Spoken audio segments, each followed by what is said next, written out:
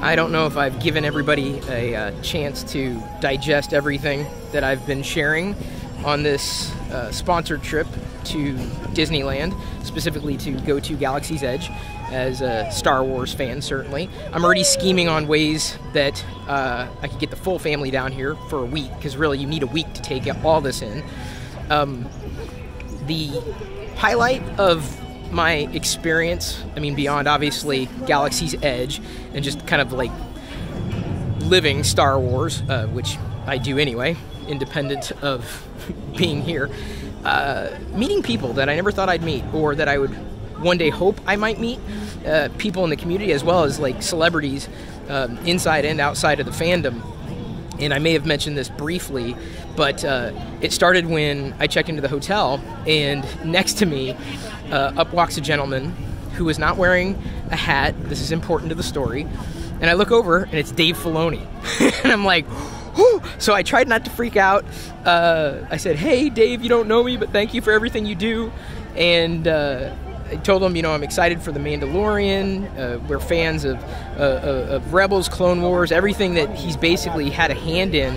And, you know, we kind of continued to check in. I didn't bother him, or didn't think I was bothering him too much. And ultimately worked up the courage to ask for an autograph, because I didn't want to do a picture, number one, because he wasn't wearing his hat. And number two, because I would rather have an autograph as a memento. With meeting him and having a little more time than the average fan. So I waited a bit. They took my card away, though, the special Galaxy's Edge card, the one I took a picture of and shared in social the other day. And so I was worried, like, he was going to leave because he was done. And I was like, oh, I need that card back. That's the one I want him to sign. And I didn't ask. And then as soon as she handed it back, I asked him. And luckily, I carry Sharpies on me, permanent markers. And I'm just wandering around Disneyland aimlessly. I have no idea where I'm going. I have zero agenda, though. Anyway, he autographed it. He was very kind. He took the time, and he actually illustrated Rex, as he's prone to do at times. But it was just fantastic. So I met Dave Filoni, got his autograph. That was great. He was very awesome. He was just as low-key and laid back as you've seen him, like in any kind of video you may have seen him do interviews with or in. So then, let's see here, what else happened? That was that day, the day of check-in.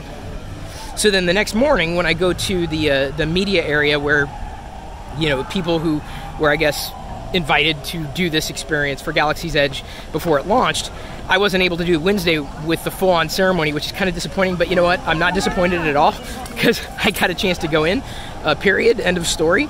But Alden Ehrenreich was there, and he was just drinking his coffee, just kind of, he was with seemingly family, friends, so I didn't want to bother him. And I just kind of thought, you know, what do I do? Because this is a once-in-a-lifetime, really, opportunity. So, you know, I know Jedi loves Han Solo when he's younger, and I was like, you know, I think I need to tell him that. And I did. I walked up to him, and I said, thank you for doing what you do. The community wants to make Solo 2 happen. This is important, because I'll loop back to Alden in a second, because I met him again. Anyway, so I said, I don't want to bother you. This is my daughter, Jedi, and she loves Han Solo when he was younger. Would there be a chance that you could basically say hello to her? He says, sure. So we recorded a brief video, very, very brief. It didn't upload to Twitter very well. The audio got mangled, but either way, Jedi saw it, and of course, she's happy. But I shared it in Twitter because there is the hashtag Make Solo 2 Happen. And of course, I participated because I loved Solo. And I thought the entire cast, team, everything did great. I felt that it was just unfortunate timing, and I feel marketing could have been done a little better, but just a feeling. Nothing to say that the movie was, you know, bad. Because it wasn't. Anyway, so he was very, very gracious, and I was very appreciative. He was very kind, and I let that be. But I was, you know, again on cloud 9. I was rather elated. Let's see here. Believe it or not, I think I know where I'm at. This is kind of scary to me, because I actually know where I'm at. I've walked around Disneyland so many times. I don't have a pedometer on me, so did the steps count? So anyway, so I met Alden later. This is important because when I tweeted it, they wanted to really know that he knew of the hashtag Make Solo 2 Happen. And I didn't really loop back with him on that. I was like, well, I promise if I see him again, and there's a chance because he would be in the park that I would specifically mention that hashtag. So later on in the day, when we were at Galaxy's Edge, Alden was in one of the shops, and I said, "Hi, hey, thank you." He said he remembered me from earlier. And I said, "I wanted to make sure you saw the hashtag." And he looked at it. He says, "Yeah, I saw it." He said there was something about emails, but he was aware of the hashtag that the fans wanted to make Solo 2 happen. So I wasn't some, well, I am a crazed fan, yes, but not that crazy. So anyway, I had a chance to meet him twice, or I guess once you meet them. And I saw Dave Filoni over and over again, but I didn't want to interrupt him. He was hanging out with Matt Martin from Lucasfilm. And I've known Matt since I did the engagement with Unboxing the Millennium Falcon at Lucasfilm headquarters. Matt's been great. I'm so glad he's doing what he's doing.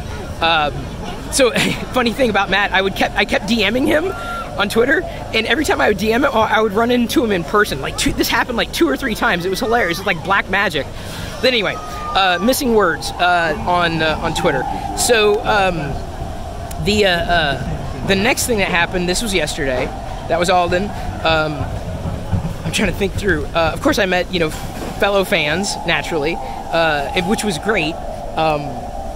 The next person that I ran into that I recognized was Thandie Newton, and so she was walking around with kids, so I didn't want to interrupt. And I was like, Jed, I really loved Val from Solo, so I went up to her and I said, "Thank you for being someone else that my daughter can look up to." And I showed her a picture of Jedi, and she was like, "Oh."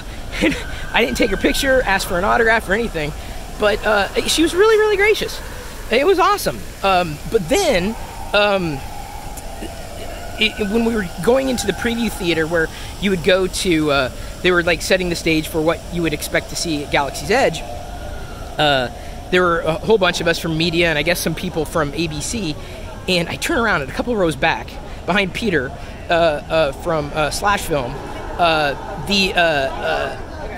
I saw a couple of people's faces. I'm like, oh my god, I know who that is. Those are the people from Cloak and Dagger, like Olivia and Aubrey. And I'm like, oh my god, I love the show. Just wanted to say hi. Thank you. Keep doing what you do. And I was really a crazed fan. But then I turned around in my seat, and they had to stare uncomfortably at the back of my head. They were a couple rows back. But that's important too, because I looped back with them later. I tagged them both on Twitter, and I looped back with them, because they were also at Galaxy's Edge. And I said, thank you. I was being sincere. I enjoyed the most recent episode as a retro gamer. I love the story. I love the character. I love what you're doing. You're talented, skilled, and I was genuine. I mean, I watched Cloak and Dagger. You can ask Diana. But they were really nice. Olivia ended up quote tweeting me, which was cool. So I favorited that and retweeted that. Hey, I'm back in Tomorrowland. We're on the cusp. They got a couple of unique pins here at Launch Bay. That's where I took my picture with Darth Vader yesterday. So anyway, so I met them. They were really nice. Everyone was really nice. Briefly saw Maya Rudolph, and that's when I looked like an idiot, because I said, hey, I just watched Lego Movie 2 the other day, and you were great.